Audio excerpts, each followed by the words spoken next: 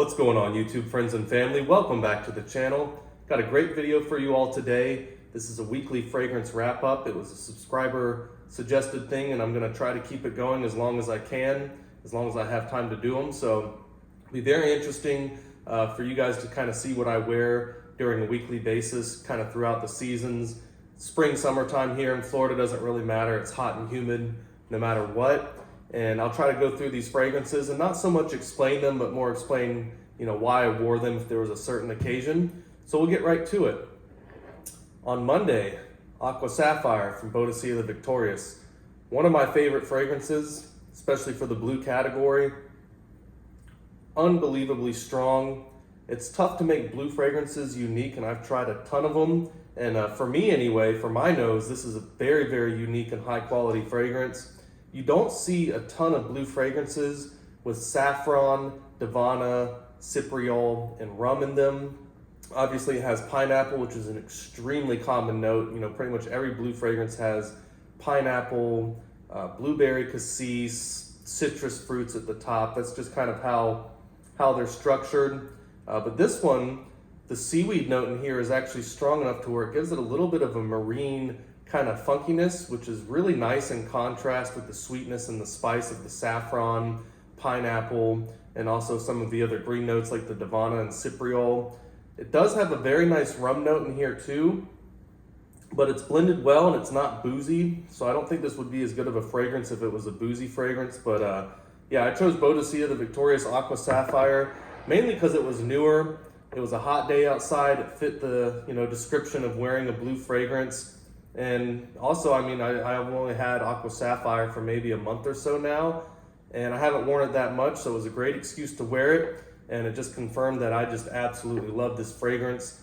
Extremely, extremely long lasting and tons of projection. So great stuff if you haven't gotten your nose on it yet. In my opinion, one of the best blue fragrances out there, although it is very expensive. So pretty unique. Again, you don't see a lot of fragrances with those types of notes in there for the blue fragrance category. So it still maintains that, very approachable, likable DNA while maintaining its unique ability to be a Boadicea fragrance to where it does smell high quality and it does smell unique. So Tuesday, we got Baccio Immortale from the house of Argos. Man, one of my favorite fragrances from the house. There's a ton of good ones that they have. This one, it can really be used any time of year in my opinion. Baccio Immortale, it's very raspberry and leather heavy. In fact, they have leather twice in here as a mid note and a base note. And you really get that. It's a fresh, clean, luxurious leather. It's not animalic or funky or anything like that. But the best part about Baccio Immortale, in my opinion, is the dry down. You've got vanilla, musk, oud, birch, and when you start naming those things, at least for me in the base notes, you pretty much got me hooked already. And for me, the highlight of this fragrance, as good as the opening is, it's really the complexity and how the dry down kind of is structured.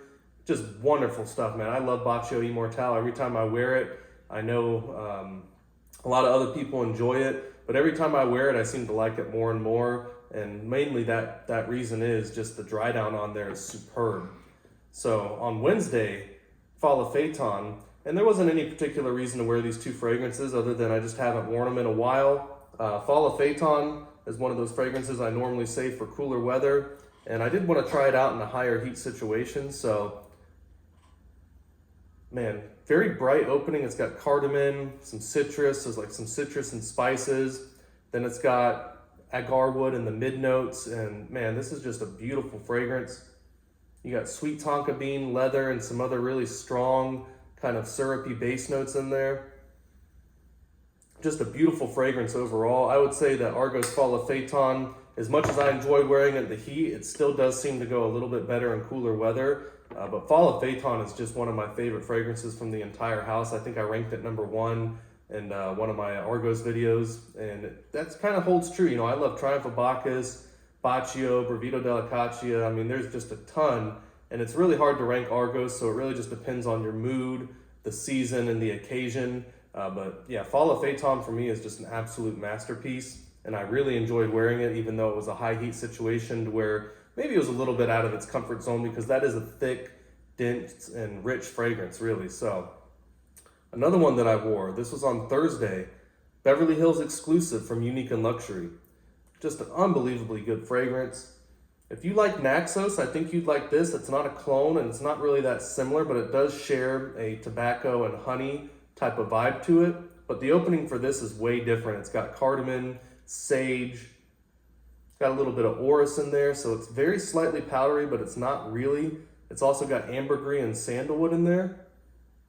And the ambergris with the honey and tobacco, for me, really make this fragrance, guys. It's just unbelievable. It's fresh, it's clean, it's luxurious, it's deep, it's complex. It's got a nice woody note. The ambergris is actually pretty strong in there, but it's not too marine. It's just very well blended in. Gives it a really nice depth and a slight saltiness and complexity to the base. And I've always said this is one of the top 15 in my entire collection. And there's so many good ones from the House of Unique Luxury, it's hard to rank them. But this may be my favorite overall. I mean, they got Machumaro, Couté, Octanez, Barrel, Mangonificent. I mean, there's just so many good ones from the house. But for me, this has always been a special fragrance. And I know a lot of other people feel that way as well. Now, one of the major outliers for my weekly rotation would be Boadicea the Victorious Alseif. And the reason it's an outlier is because this is really a strong floral oriental type of fragrance. And it does belong in cooler weather. And I didn't really get a chance to wear much of this since I bought it, as you can see from the bottle. But we had a really rainy day on Friday. We had a front moving in, so it was actually pretty cool. It was in the 70s, and I'm like, man, I may not get a chance to wear Alseif until maybe October, November time here in Florida. So since it was cool enough and it was raining out, I just really wanted to wear this fragrance, mainly just because I knew I wasn't going to get the chance to wear it for probably a couple months. So Alseif on Friday, somewhat cooler weather, but man, this is just really powerful. It's got plum, lang lang, it's got magnolia, rose. It's just got, if you look at the ingredients, man, it's got a ton of florals, a little bit of fruity notes. I think it's got raspberry and plum and the top notes as well. But for me, where this fragrance stands out, like a lot of really good fragrances, is the dry down. Guys, it's got vanilla, tonka bean, oak moss, oud. It definitely has an animalic quality to it with the oud. Slightly smoky, earthy, sweet, resinous, woody. But the main thing that I like about this, along with the oud and the dry down, is that the tonka bean and the vanilla, along with the oak moss, really give it, it's just interesting. It's kind of creamy and green. So I think the vanilla and the tonka bean makes it to where the oak moss is not overly dry. You know, sometimes if you use too much oak moss, it can seem very dry in a fragrance, very dry and green. And this doesn't go quite that direction because of the other base notes they added. And Alseif for me is always going to be one of my favorite from the house. It's just a really, really well blended fragrance. Very strong, floral, oriental type of fragrance. A little bit animalic, just extremely well blended. Great longevity, as you would expect with anything from Boadicea. Most of these are done between 30 and 40% oil concentration. So just wonderful stuff, and I'm glad I got a chance to wear it because it was a little cooler out. Because most likely I will not wear Alseif again until, again, you know, maybe October, November, sometime in the fall here in Florida. Now, Bond number 9 Dubai Platinum, I'm going to be doing a separate review on this soon because I just got it in. I've always been interested in this fragrance, Smell Niche ×3. One of my subscribers who's been around for a long time remembered smelling this at a department store somewhere where she lives and just was talking about how fantastic it was. So I looked up the notes and it's like, yeah, man, everything for me hit home. It's got cardamom, ginger, incense, oud, papyrus oil, cistus, vanilla. And it's really interesting because even though it's not similar at all to Amouage Boundless, when I first smelled this, it reminded me of Boundless. So I had to go into the notes and open up my Boundless box from Amouage. And they do share papyrus oil, which I'm starting to realize is a note that I really enjoy in fragrances. So Dubai Platinum from Bond number 9. Mainly the reason I wore it on Saturday is just because it was new to me. I got a tester for about $170, hadn't worn it. And even though I would say with the incense and the oud and some of the other notes in here, that it is probably more of a cooler weather to cold weather fragrance, I think with the ginger and the cardamom, it's got enough freshness and spice to where you could absolutely wear it in the summertime. It did well in the heat for me. It wasn't overpowering.